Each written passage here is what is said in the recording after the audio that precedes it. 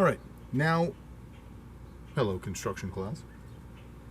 We've got our little mini houses, and when you guys took off for March break, you had poured your cement inside your frames and you had put these these tiny little nails in the top. First, what we're going to do is we're going to talk about what those nails do. This foundation is sitting on your footing. The footing is 10 feet down underground when you've got a basement style foundation, and we're going to treat this like a basement style foundation. So in your mind, just imagine this is an 8-foot tall wall and this is the basement. We won't be finishing the basement, of course, but it's got a footing that's 2 feet by 2 feet and is running the length of the wall and around the entire perimeter of the house. This foundation sits on the ground. Great. Comes up, it's all nice and square, nice and level. These are sticking out of the cement that you place inside before it's dry. In the cement, remember we talked about reinforcement, and we can use fiberglass, wire, like steel wire, steel mesh, or rebar. That being said, these sitting in on the top, this is not rebar. Rebar is used to reinforce the concrete. This is ready rod, or this is threaded rod, and it's put inside the top of this cement foundation wall when it's wet. In the bottom of it, sometimes it's got a bit of a hook to it so that it goes down, sits in place, and when it dries, you've got these threaded rods that stick up the top, out of the top of your foundation wall. So then you put on top of this your floor system that you start building your wood structured house on top of. So you take something that, well, if this was a real world, this would be pressure treated wood. It would be pressure treated because moisture would rot away the wood over time, and pressure treated has chemical additives and it's put through a process to resist rot. And when you put wood right on top of cement, it's going to wick moisture up through the cement and into the wood. So you want to make sure that wood is not going to go anywhere. So what you do is you get these things. These are called sill plates or mud sills. What they'll do is they'll be as wide as the wall, or the spacing for everything. Those are the finer details that we can get onto later, but just for now, you take a mud sill that is made of pressure treated lumber. You put this on top of all these threaded rods, and what the guys or gals will do on the construction site, they will take this long piece of wood, like 2x12 or something like that. They'll place it on top, and then they'll go whack, whack, whack on every spot where there is one of those pieces of threaded rod penetrating up.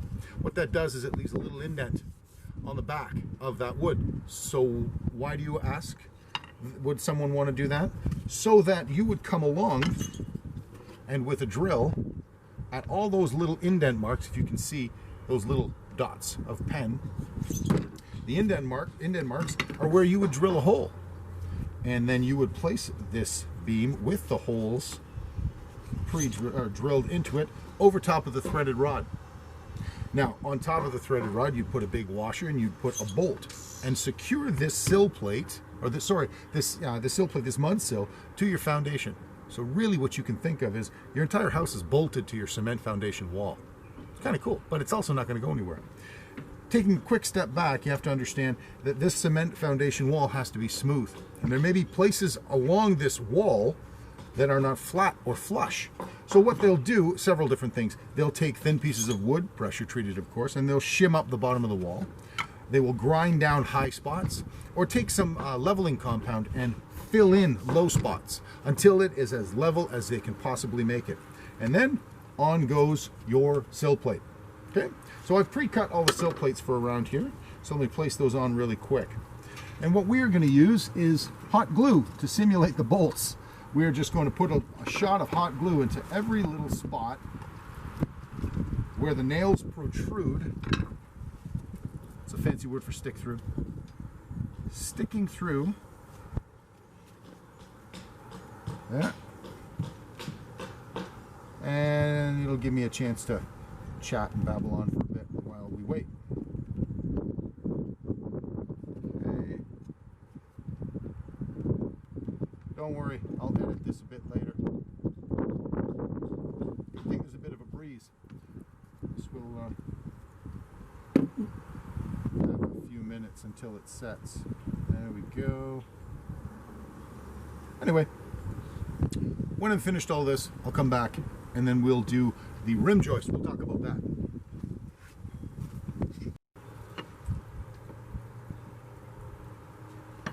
All right, we've got that in place, and I managed to use a little bit of hot glue underneath to do a little bit leveling. The other thing that you have to make sure of is whether or not this is square. So 90-degree, this is a square house, rectangular square house. You have to make sure that these four corners are as square as you can possibly make them.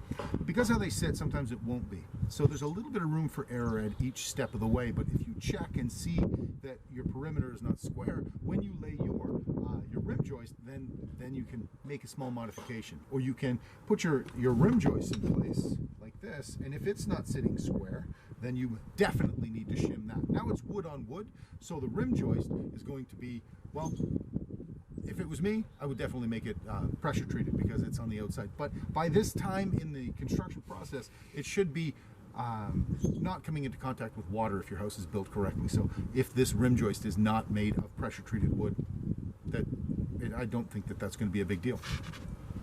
But moving forward, what we have to do is we place a rim joist all the way around to define the perimeter of your entire house. Okay, and what will happen then, let's put a little bit of glue along the process.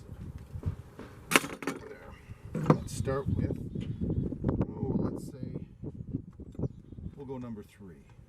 Nope. Let's do number 4, because it's all the way along the outside. So just, now remember, in real life, you wouldn't put a house together with hot glue, so please don't try. Come on, that was funny. Okay.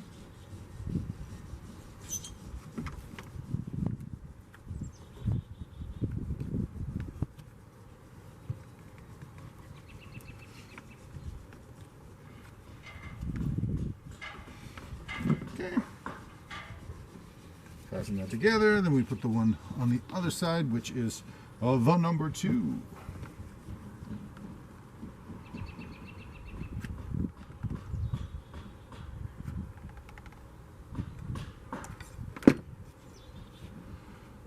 There.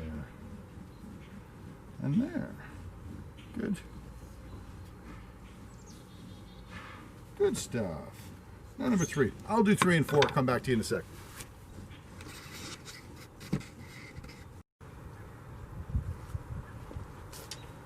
Alrighty, now we're down to the spacing of the joists. The rim joist is in place, and this is what's going to be attached to the rim joist. These are your floor joists.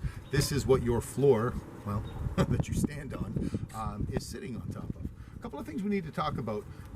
First, let's talk about the joist spacing. When you have your joists and what they're made of and what they can handle will come in just a minute.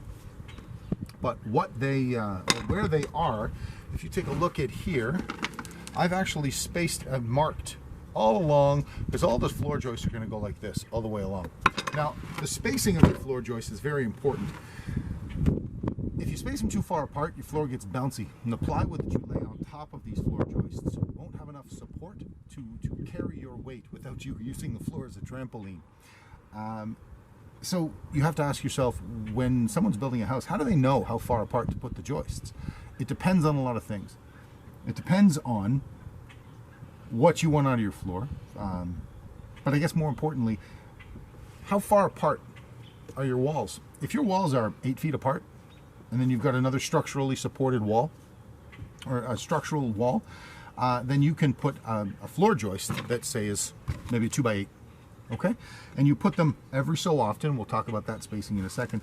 You can use a 2 by 8, but if you're going to be going 16, 20 feet wide, and then there's no support wall underneath, well then those 2 by 8s would just be a trampoline. You'd need a much stronger piece of material to span, like free span, that whole distance. And well, there's a host of different things that you can do to kind of change the formula for what do I need to span that distance. You could, you know, if you choose to use a 2 by 8 because you want, say, the ceiling height in the basement.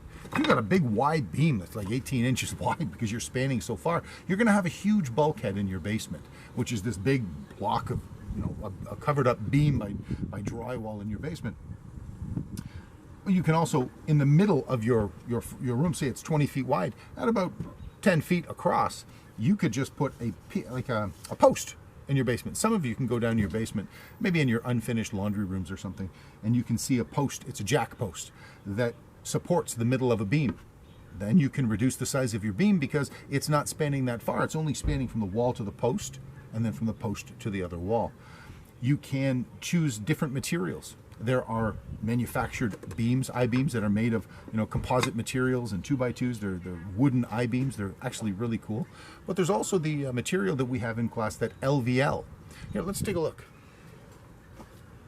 I've got that stack of LVL. If you'll remember what that stuff looks like, I had a whole bunch of it. And they can make this into whatever dimension they want, however long, however wide, and however thick.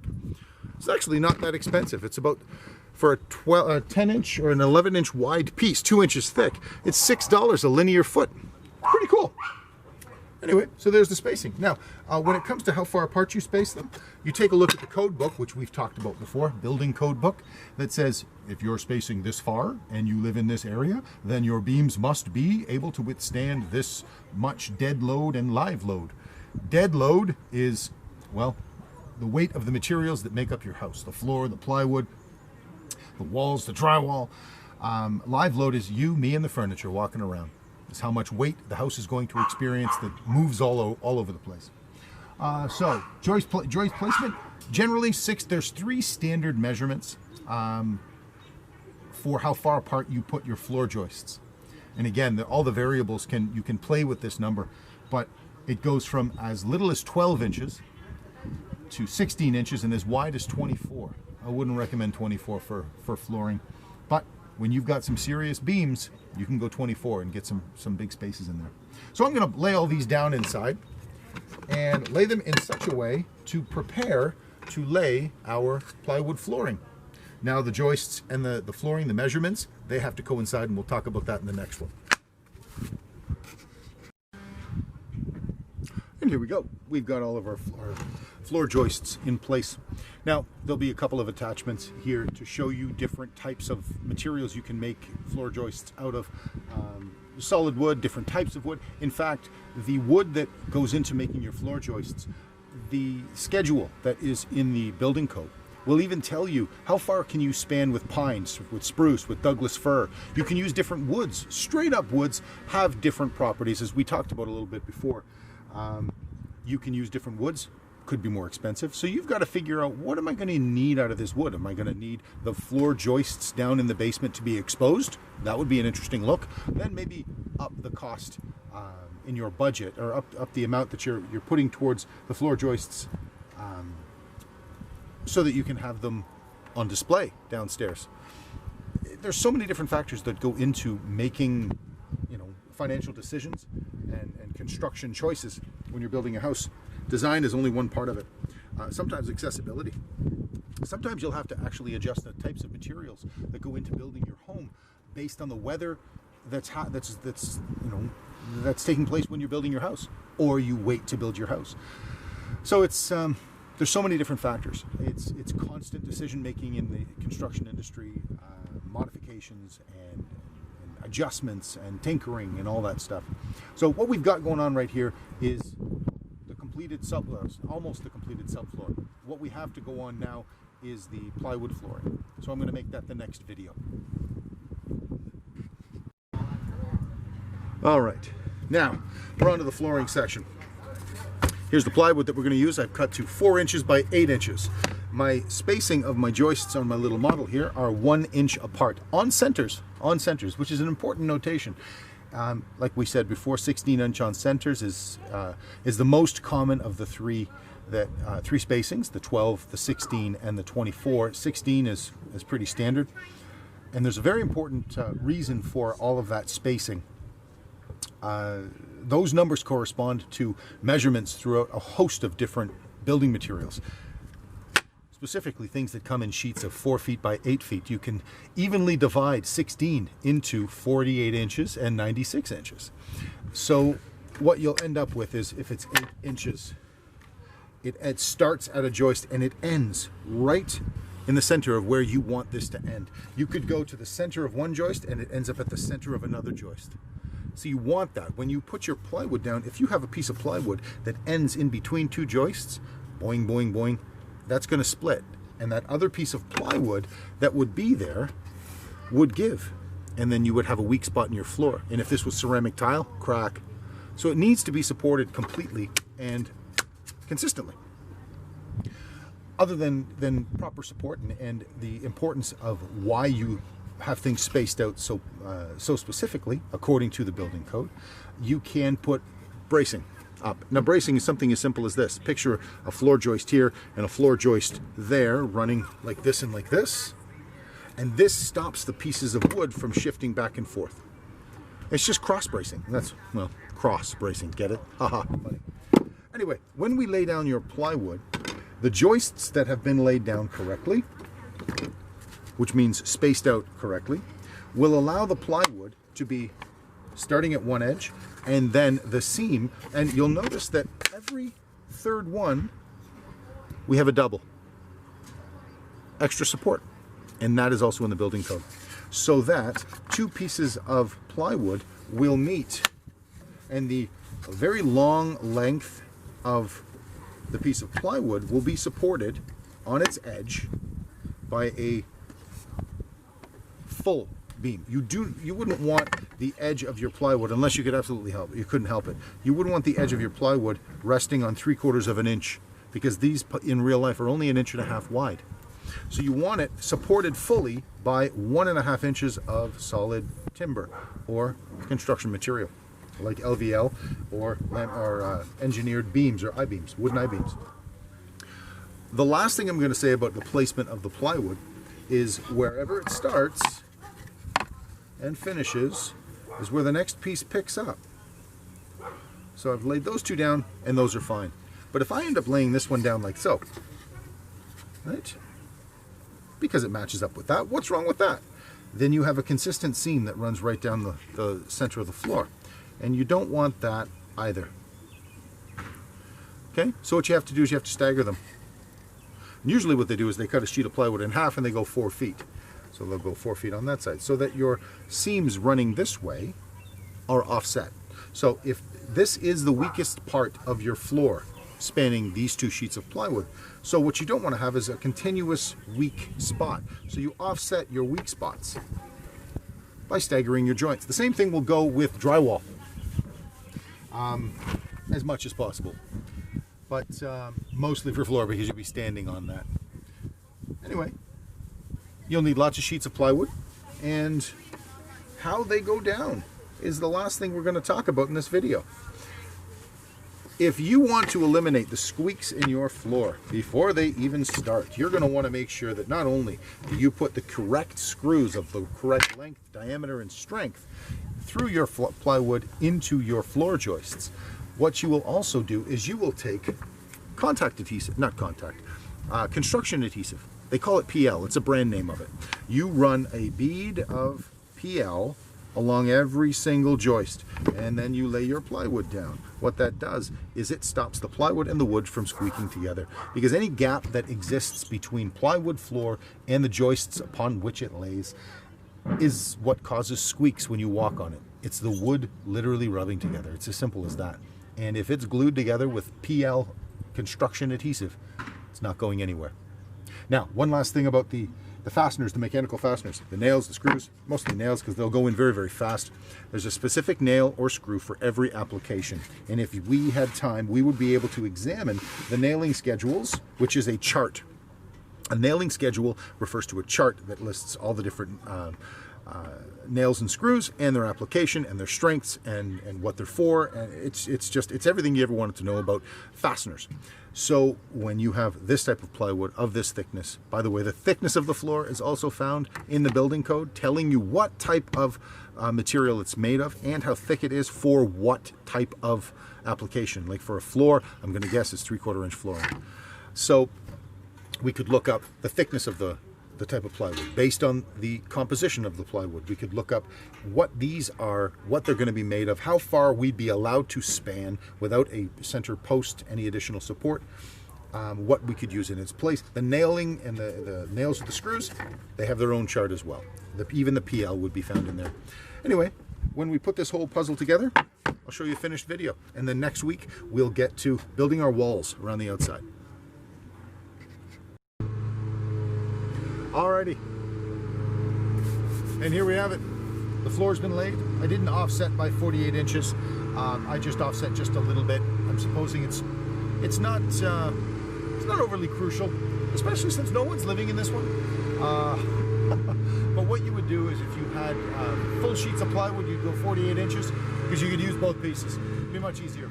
Now, some of the plywood that you can get for the seams as well, which would be additional cost. Not everybody does it, but you can. The seams, the edges, the vertical edges, the long edges are tongue and grooved, so they really lock together and hold down. They're really fantastic, and I'm fairly certain so are the end pieces. So your whole floor system lays down. But if you've ever had a chance to lay laminate flooring, you realize that that seam is a tongue on one side, groove on the other too.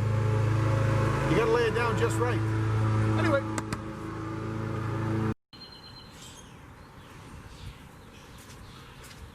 All right, welcome back to the shop. Well, what I've been doing here is I've been prepping the wall build portion of our mini houses.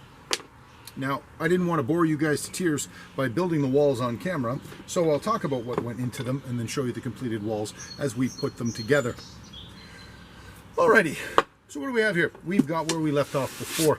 We have our house foundation and the flooring system. Please make sure you've reviewed the uploaded video that explains how that went together, what the beams and the joists are underneath, the mud sill, the sill plate, and the rim joist, and the floor joist underneath, the plywood, all that. Please make sure you remember, go back and review that. Going from there, you've got a nice flat surface. All these seams should be nice and smooth. This is a mini house, so we're not going to be too particular about this. But what we will begin with is you lay out where the floors are going to be. This is the stage where in a residential construction site, what they would do is they would take this entire floor, and with chalk lines and drawings, and they would have the blueprints off to the side, and they would draw where are all of the walls going to go, and then they would snap the chalk lines. And there's a whole art to that. It's actually quite a series of layouts, and I've got a video I'm going to attach to this that you can take a look at, and it shows a couple of gentlemen on a construction site snapping the chalk lines and drawing everything out, making adjustments for where the walls are going to be, where the toilet's going to be, everything, so that after you build the exterior walls, you can start building the interior framing walls, and then you put the second level on. So we'll go from here. But just know that this is where you draw on this big surface where all your walls are going to go. On the outside, you're going to put a rim all the way around, upon which you will put your wall. And the way that this would go, you would build your wall on the floor. This one actually goes this way. So we'll put number 2 over here. I've got these, let's build the perimeter all the way around. So I've got these right here. 2 of the short side, 2 of the long sides. All right, so what I want to make sure is I want to make sure that it's 90 degrees. I want to make sure that it's square. And that was one of the questions that was asked in one of the assignments that was on the Google Classroom. How do you ensure that something is square? There were 3 methods that we talked about. It was the 3-4-5 method. You can take an actual block square, doing like that, and measure and basically have something that you know is 90 degrees and see that they line up. Or you can measure the corners. If these 2 corners, the distance between these 2 corners is the same as the distance between these 2 corners, you'll know that your structure is square, provided that your walls are straight.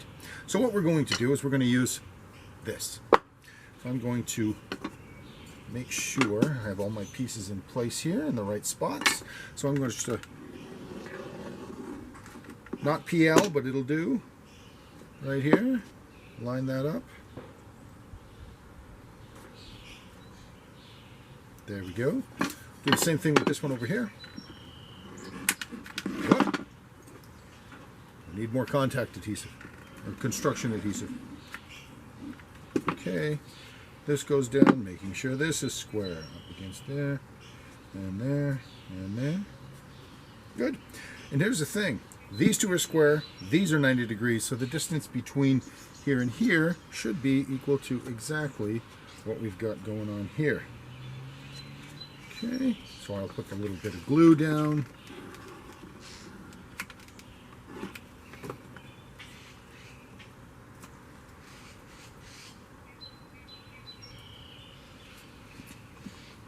Now this looks like it wasn't straight. So quickly, I'll make a quick adjustment.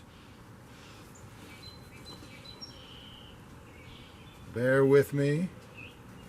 And this gives me an opportunity to talk about adjusting. This is also a spot where you're going to want to make sure that your perimeter piece is not only square, but level. So this is where you can actually shim up underneath, just in case you have a floor that's not level. You'll want to make sure that it's level. Okay, so what we would do after that stage, you would start to build your walls. Now, the way you build your walls is you have 2x4s.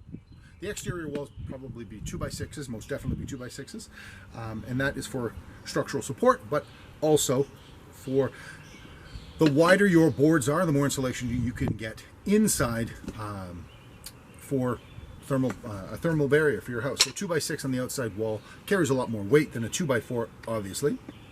We are not using 2x6s. We're using the pre-made little mock-ups. So we've got 2 number 1 pieces and 2 number 2 pieces. And the way this is going to go, this is the way you would do it. You would lay out, where your walls are going to go, and you would see on the floor right here that, oh, on this wall, your blueprints would tell you that, okay, a wall goes all the way across, but there's a window in this wall. So as you built your wall right here, you would frame in the window as it's laying down. Then after the fact, lift it into place.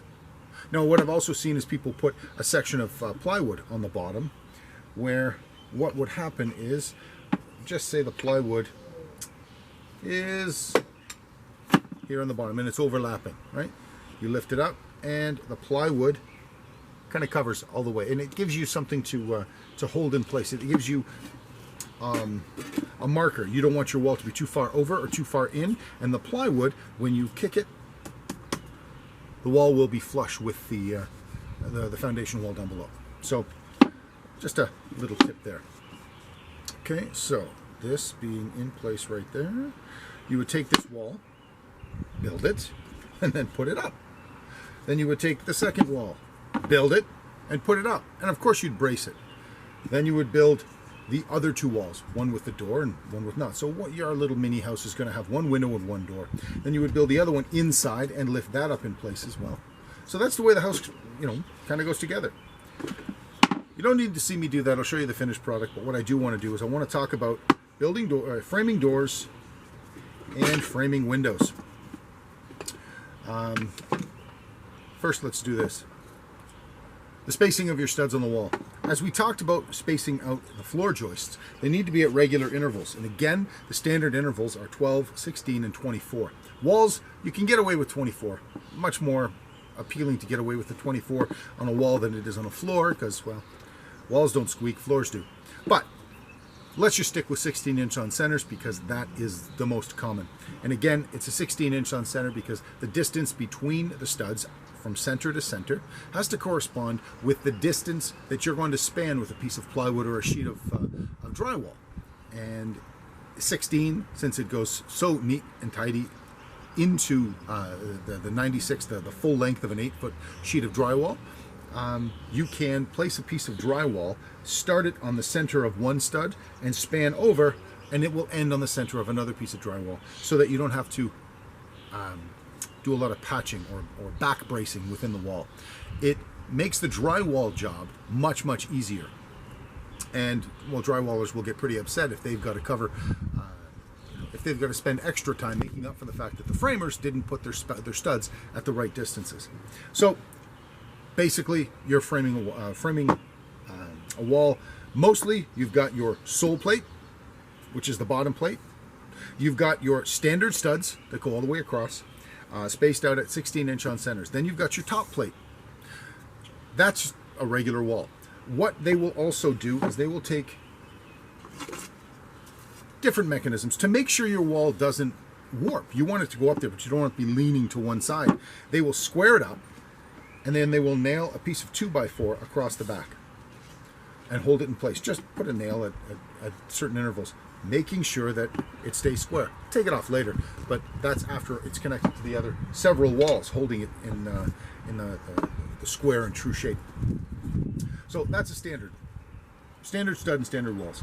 When it comes to building a framing in a door, what you want to do is we have to talk about some of the 4 forces that were at play first before we go ahead. The forces that are at play on the structural lumber in your house, remember what they were: compression, tension, torsion, and bending. Okay? Now, to varying degrees, they're all at play somewhere on a wall at all times. This wall is supporting the roof. Really, the roof's going to sit on top of this, so it's pressing down. What it's trying to do is bend this, this top plate, but it can't bend because it's got all these 2x4s, these standard studs, supporting it. And the force that's being applied to the standard 2x4 is compression.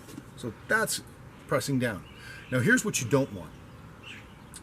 You don't want these standard studs having bending pressure applied to them. Now if you had a standard stud in its shape on an angle like this, because it wasn't straight up and down, it wasn't 90 degrees, it wasn't taking the full force of the compression on a straight downward angle. If it was like this, then you would get pressure going down on a 2x4. Let me get a bigger piece. You'd get pressure coming down on a 2x4 that would bend the 2x4. And because of how thin it is across it, 1.5 inches, it's not very strong, it's not going to support a lot of weight. But the compressive resistance of a 2x4 is significant. So you want to make sure that they're up and down and straight up and down. Keeping that in mind, if you have a big opening, what in the heck is going to support the weight of the roof at this section right here that's going across the top of the doorway? Well, you've got to engineer something around that. And this is the way we do it. We do the standard studs up to either side of the door. Then this is called the rough opening of the door. When you frame in a rough opening, it means the opening into which the whole door fixture will fit. You know, the casement, the door, and everything like that. So this is the rough opening. It's about 1/2 inch to 1 inch wider and taller than the door, giving you a little space. You shim it into place. We'll talk about that maybe a bit later. So here's the way we work this. You want to make sure that the downward pressure from the roof pressing down on your wall is supported, but not by the window or the door that fits into this opening. You want to make sure that the pressure coming down is supported by things to the left and right of it. So you're distributing the weight or sending the force to the left and right side. Here's how we do it. The force is being pressed down on top, just like it is all the way across the wall. The roof is heavy all the way around. So it's pressing down. The compressive force is going into these short studs, and they're called cripple studs. Okay? They're pressing down on top of this beam right here. This is a beam or a lintel or a header. All three things mean the same thing. Now, this is pretty beefy. It's actually made up of 2 to 3 pieces of wood. Generally, you'll take a 2x6 or 2x8, depending on the pressure going down and the span that you're bridging. And please think back to what we talked about for the floor joists and spans and the requirements for your beams and your floor joists to be able to withstand the downward pressure. But these beams, they don't go very far, and a lot of times what they'll use is that LVL that we talked about in the last video. We had that in the class. So they'll put these two together, making that, you may have to make them a little bit thicker to span across, but that's not important right now. We'll talk about that some other time. So you've got this beam that will take the pressure down.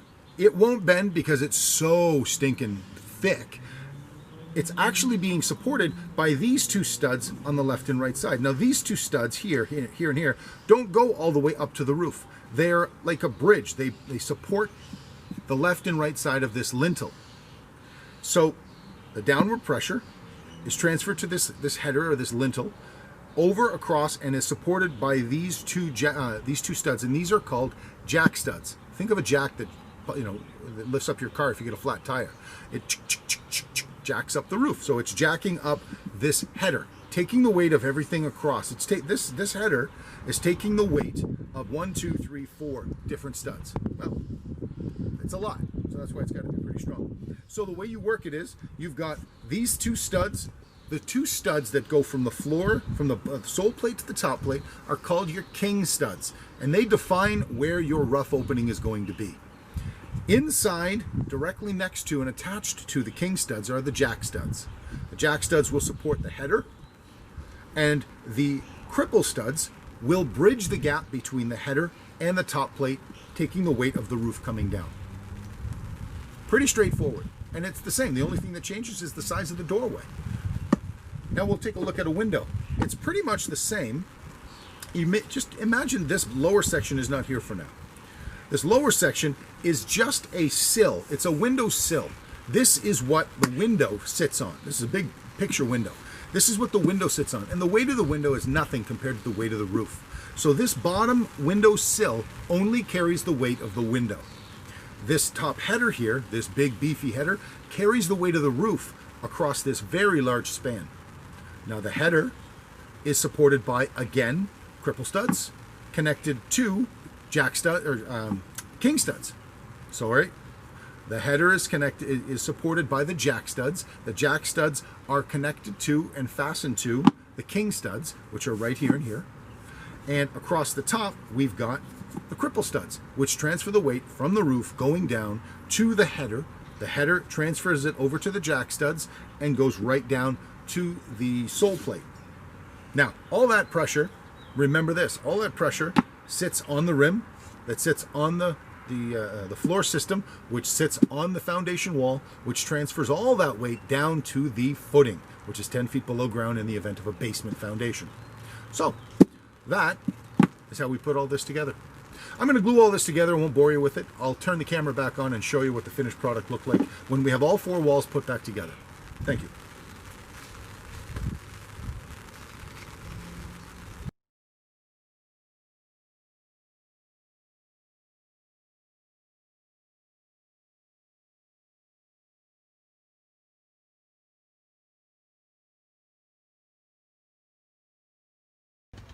Okay. Well, I switched to my phone because, well, this ain't a bad idea. So I've got the all the walls up, all 4 walls up, and I've decided, well, my father-in-law wanted this for his outside diorama. He's from the East Coast. He's a Novi. So what he wants is a Nova Scotia scene, and he wants one of those tall, multicolored, like really, really brightly colored houses. So I'm turning this into that. Why not? So I put a second story on. So I've got the door and I've got the wall, or sorry, I've got the door and I've got the window in. I've got the second story. What we did was we just recreated all the same floor joists on the second level. So on top of the first floor wall, we've got a double rim joist.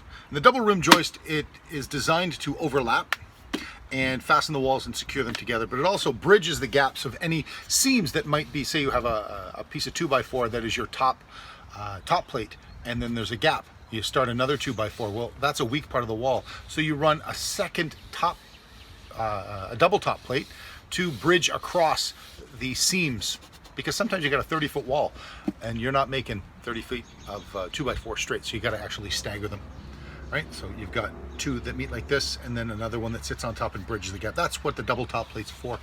So you put that in place. Then you do a rim joist. You put the floor joist, and everything just kind of goes and stacks up, making sure everything is square so that all the forces that are being applied in all the right directions are being countered by the proper application and orientation of the wood. So the compression is straight onto a piece of wood. You're not going to actually have it bend. And if you have to have bending force resisted by a piece of wood, you stack them together. You make a nice beam, and then the bending of it, or this way, is not going to be any trouble for it. So what I'm going to do now is I'm going to put the flooring on, and if you review the last video, you'll see that it's exactly the same. Then I'm going to build another set of walls. Found some more recycled wood. It's all poplar. It's from another project I'm working on. So I'll build another set of walls, and then I'll start working on the trusses. That will be the last video in this process.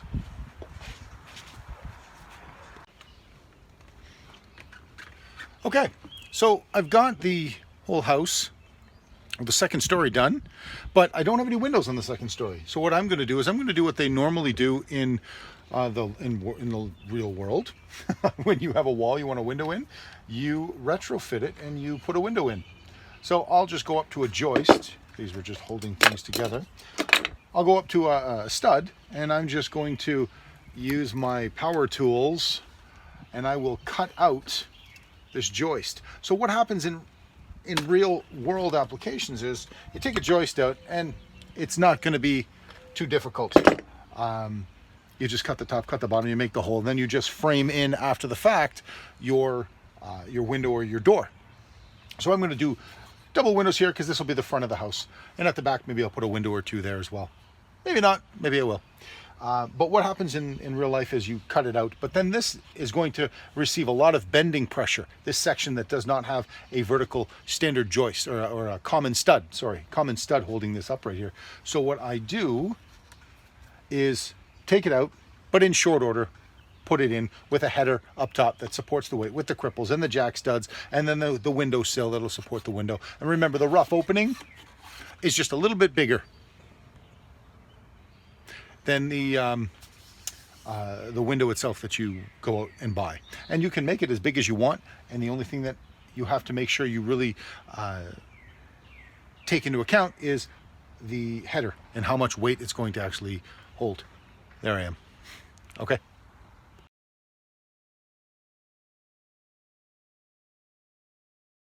Well, I've been working on the little mini house. I've decided to put a second story on it. And as you can see, I've done the trusses. And look at how they all line up. One thing you have to make sure of when you're building trusses is that they're all exactly the same when they need to be the same. They can't be close enough. So at the back of the house, I've got a couple of windows, and I've got a big bay window. This is on the main floor, but take a look at the construction here. We've got, like our presentation that I've already uploaded, we've got the king stud, we've got the jack stud, we've got the cripple studs, we've got the header, the windowsill, and more jack studs to receive screws to hold up the drywall, or on the inside and on the outside, exterior cladding. We got our standard studs, and where the corners meet, I really wish we could be in class and I could show you what the some of the troubles are with the corners. Now, this is hot glue outside, and if you are noticing that it is a little bit crooked, well, you're not wrong. Well, that's what happens when you put a house together with hot glue. But all the components are there, which is the important part. Now, the trusses are really interesting. I had a form laid out on the tabletop, and I cut a bunch of pieces and put it in the form, much like a factory would do. They would have a jig set up, large jig set up, and what they would do is they would lay down all the pieces of wood, fasten it together, so that when the wood was in the jig, it was in the exact correct spot. That's what I did on a much smaller scale, which is how I ended up with all of these trusses, kind of in that nice little channel that it makes right there. But what you can see is when you put the trusses up, you would fasten them to the top of your walls in a variety of ways. Bird mouth, strong ties, different methods of attaching it. But when they're up and in place, they're wobbling back and forth. Okay? So what you do is you fasten 2x4s or structural beams. Not structural beams, but you fasten 2x4s across them all. A couple of nails in each, and next thing you know, the whole thing is pretty darn solid. And that's with hot glue. Anyway, there we go. We've got some roofing to put on, some exterior cladding, and I'm going to get creative with that. But that's not going to be part of your project. Next year it will be. Anyway, cheers. What do you think of that roof? Huh? Offset seams, but I didn't put the proper number of joists and structural beams underneath, but yeah, it looks pretty cool.